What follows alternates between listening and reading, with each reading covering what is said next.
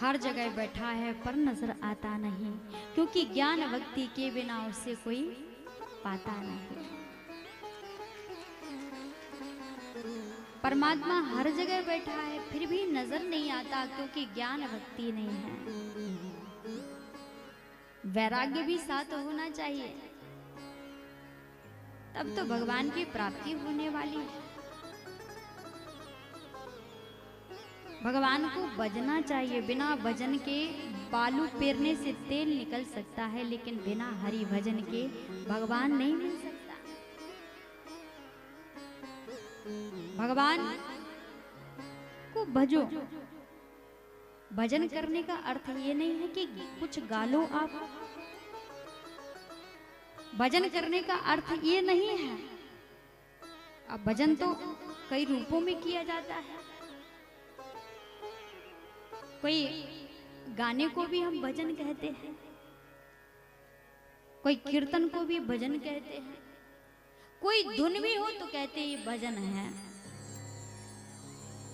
जो माला हमारी घूम रही ये भी, इसको भी पूर्णता भजन है। इसे कहते हैं जप।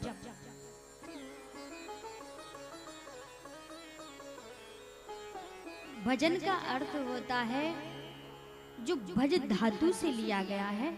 भज के दो अर्थ हैं।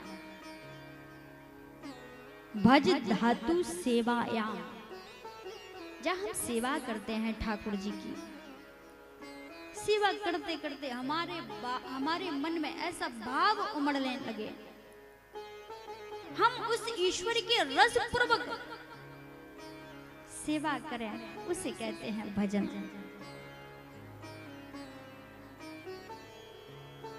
जिस कथा को हम सुनते हैं, कथा सुनते सुनते भगवान के प्रति भाव उमड़ने लगे, हम उसके रसिक बन जाएं, उसे कहते हैं भजन।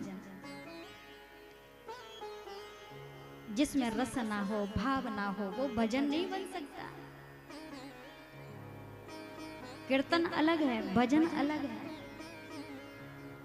प्रभु का नाम संकीर्तन, प्रभु का नाम लेना ही कीर्तन कहा जाता है। लेकिन भजन सेवा में भी हो सकता, कथा में भी हो सकता।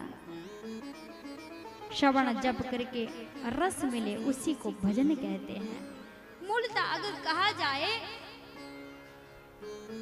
तो 9 प्रकार की जो भक्ति होती है ना, नवदा भक्ति।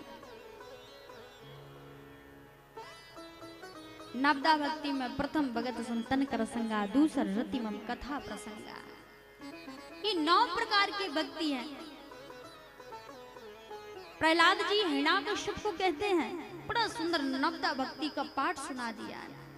9 प्रकार की भक्ति, ये 9 प्रकार की भक्ति है।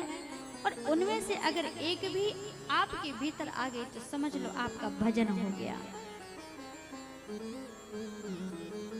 उसी को भजन का नाम दिया जाता है। 9 सूत्रों में